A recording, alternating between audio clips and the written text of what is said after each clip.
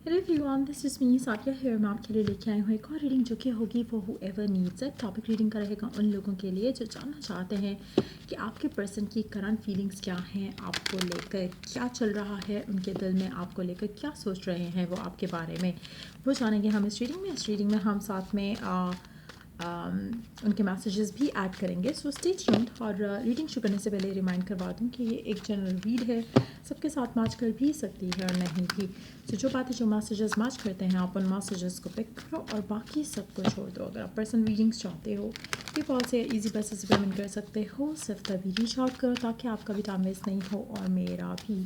So let's dive into the read and let's find out कि क्या सोच रहे हैं आपके पर्सन, क्या फील कर रहे हैं आपको लेकर, इस कनेक्शन को लेकर। Let's find out. Six of wands, nine of pentacles, seven of cups.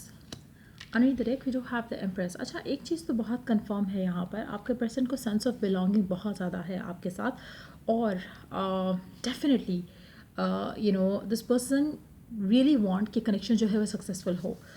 कैसे होगा, कब होगा, ये उनको नहीं पता, लेकिन एक इंटेंशन उनकी ज़रूर है कि कनेक्शन जो है सक्सेसफुल होना चाहिए, या ये connection could be the one for them. ये एक इनर नोइंग कह लो उनके लिए, या फिर एक इनर फीलिंग है आपको लेकर जो उनके दिल में है कि ये कनेक्शन वर्क करना चाहिए या करेगा। But at the same time मुझे लगता है कि चीज़ें उतनी स्मूथली नहीं जा रही हैं जितनी वो चाहते हैं। और मुझे लगता है कि शायद आप भी यही चाहते हो कि चीज़ें स्मूथली हो जाएं, अच्छे से हो जाए, सारा कुछ वर्कआउट हो जाए, लेकिन होते दिख नहीं रहा। यहाँ पे मुझे लगता है कि जैसे ये वाला कार्ड काफ़ी ज़्यादा इंडिकेट करता है कि उनको समझ नहीं आ रहा कि वो जैसे चाहते हैं कि चीज़ें वर्कआउट हों वैसे कैसे हो सकती हैं।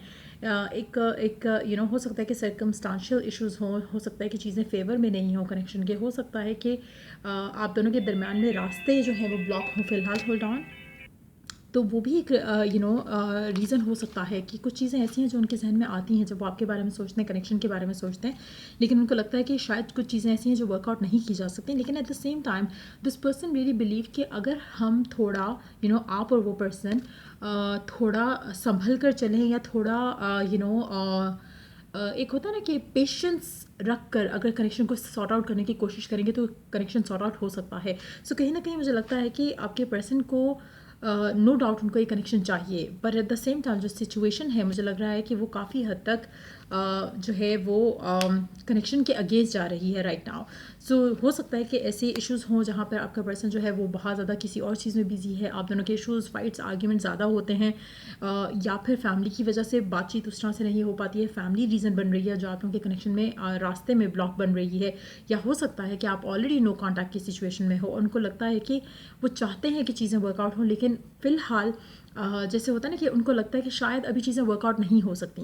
चाहे वो फाइनेंशियली किसी स्ट्रगल से डील कर रहे हैं, चाहे वो फैमिली में किसी स्ट्रगल से डील कर रहे हैं, शायद उसकी जो भी आपके पर्सन है उनकी मदर फिगर जो है वो एक रास्ते में एक ब्लॉक हो सकता है, कि हो सकता है कि वो नहीं चाहती कि आपके और आपके पर्सन का कुछ सेटलमेंट हो सके। सो कुछ ऐसी चीज़ें हैं जो कि जानते हैं कि इश्यूज़ हैं, लेकिन एट द सेम टाइम ये चाहते हैं कि कनेक्शन वर्क करे। सो मुझे लगता है कि आपका पर्सन मुझे लगता है कि with the passage of time definitely situation को संभालने की कोशिश करेंगे और स्टेबिलिटी की तरफ लेकर आएंगे इस कनेक्शन को। लेकिन मुझे लगता है कि बहुत इंपॉर्टेंट कुछ डिसीजंस इनको लेने पड़ेंगे, अपने हाथ में कंट्रोल लेना पड़ेगा अपनी लाइफ का। जहाँ पर ये चाहते हैं कि चीज़ें आपके साथ इनकी बेहतर हो, वहाँ पर इनको करके दिखाना पड़ेगा। एक होता है ना कि आप सिर्फ कहते हो कि आई वॉन्ट दिस, बट आप उसके लिए एक्शन नहीं ले रहे हो। सो मुझे लगता है कि कहीं ना कहीं उनको अंडरस्टैंडिंग हो रही है कि ठीक है चीज़ें डिलेड हैं काफ़ी, और हो सकता है कि उसकी वजह से आप लोगों की नो कॉन्टैक्ट सिचुएशन भी चलना शुरू हो चुकी हो, क्योंकि आपने शायद पुल अवे कर लिया हो कि पर्सन तो गिवन नहीं कर रहा। लेकिन अब मुझे लगता है कि स्लोली बट श्योरली वो अंडरस्टैंड करेंगे और कर रहे हैं मेजॉरिटी लोगों के लिए, कि उनको समझ आ रहा है कि कुछ डिसीजंस उनको लेने पड़ेंगे। अगर वो चाहते हैं कि कनेक्शन स्टेबल हो, कनेक्शन स्मूथली आगे चले, तो उनको कुछ डिसीजंस लेने पड़ेंगे, उनको मेच्योरली एक्ट और रिएक्ट करना पड़ेगा सिचुएशंस को लेकर। मुझे लगता है कि कहीं ना कहीं वो अपनी लाइफ में वो उस जगह आएंगे अब जहाँ पर उनको शायद बहुत पहले आ चुका होना चाहिए था, जहाँ पर वो कनेक्शन को ओन करते हुए, कनेक्शन के लिए स्टैंड लेते हुए इस कनेक्शन को वर्कआउट करने के लिए पूरी एफर्ट डालें, बजाय इसके कि थोड़ा और वेट करें, थोड़ा और पेशेंट रहें और चीज़ों को अपने हाथ से और स्लिप अवे होने दें। तो मुझे लगता है कि कहीं ना कहीं आपका पर्सन अपने रिलेशनशिप की जो डिसीजंस हैं उसकी पावर अपने हाथ में लेना चाह रहा है, और वो बहुत जल्द मुझे लगता है कि ले पाएगा। हो सकता है कि 1 से 2 महीने का टाइम लगे, लेकिन ये पर्सन अपने लव लाइफ के जो डिसीजन बनाने हैं इसने आपको लेकर, वो बना पाएगा। उसके बाद इसके ऊपर इन्फ्लुएंस नहीं हो पाएगा किसी और का। कहीं ना कहीं मुझे लगता है कि आपका पर्सन फाइनेंशियली या तो स्ट्रगल कर रहा है या फिर बहुत ज़्यादा डिपेंडेंट है अपनी अपनी फैमिली के लिए, फैमिली के ऊपर। अगर ये भी हो सकता है कि इसकी फैमिली इसके ऊपर फाइनेंशियली बहुत डिपेंडेंट है और ये चाहता है कि पहले एक स्टेबल सिचुएशन पे पहुंच जाए, फिर जाकर कनेक्शन की बात करे या रिलेशनशिप की बात करे, तो वो भी एक पॉसिबिलिटी है। लेकिन मुझे लगता है कि फ़िलहाल चीज़ें वो चाहते कुछ और है लेकिन हो कुछ और रहा है। सो कहीं ना कहीं आपको थोड़ा पेशेंट रहना पड़ेगा इस इंसान के साथ, चाहे इन टच हो आउट ऑफ टच हो, दोनों सिचुएशन में मुझे लगता है कि पर्सन डेफिनेटली आपके साथ कुछ अच्छा ही विश करता है और डेफिनेटली इसके दिल में आपके लिए प्यार है। But at the same time मुझे लगता है कि थोड़ा आपके एंड से थोड़ा पेशेंस जो है वो रखना पड़ेगा आपको, ताकि सिचुएशन बेहतर हो सके आप दोनों के दरमियान में। लेट्स सी के मैसेजेस क्या हैं आपके पर्सन के आपके लिए, क्या कहना चाहता है आपका पर्सन आपसे।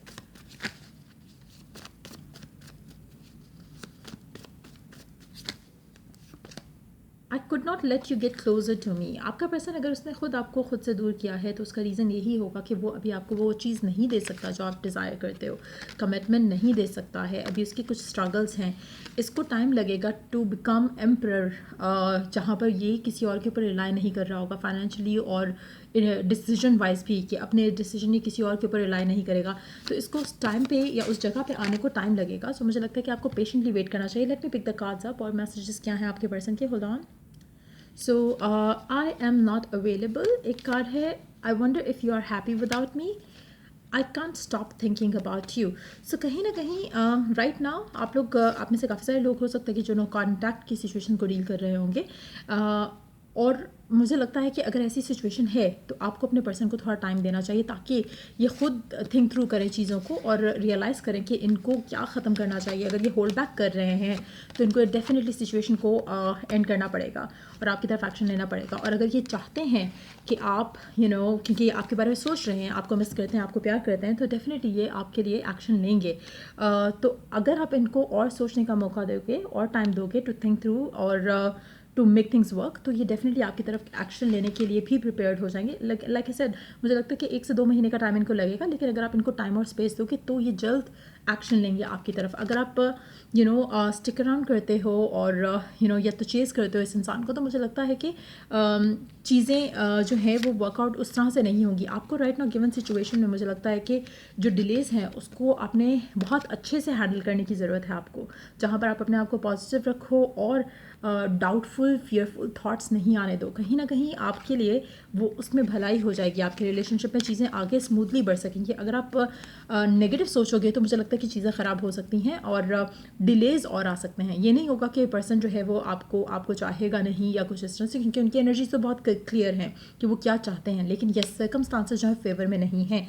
सो ट्राई टू बी पेशेंट और दुआ करो और अफर्म करो कि सब कुछ ठीक हो जाए, और हो गया है। सो जब आप वो सब करोगे, अपना फोकस जो है उन चीज़ों पे लाओगे जो आप डिज़ायर करते हो, चीज़ें जल्दी होंगी।